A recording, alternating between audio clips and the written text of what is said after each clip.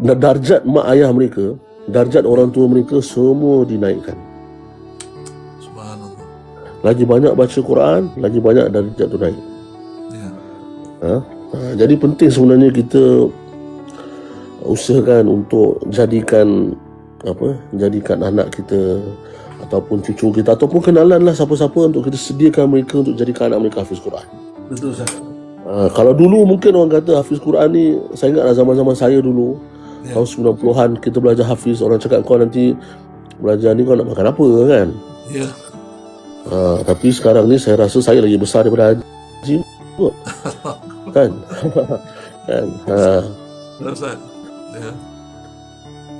Jadi sekarang ni adalah masa untuk kita tukarkan pola fikir kita, untuk kita jadikan Quran di depan. Bukan saya nak menafikan untuk tidak ambil sekular ataupun akademik, kan? Kita jadikan anak kita hafiz Quran, lepas tu mereka nak jadi doktor, mereka nak jadi engineer, mereka nak jadi apa, mereka boleh jadi. Tapi yang penting dahulukan Quran.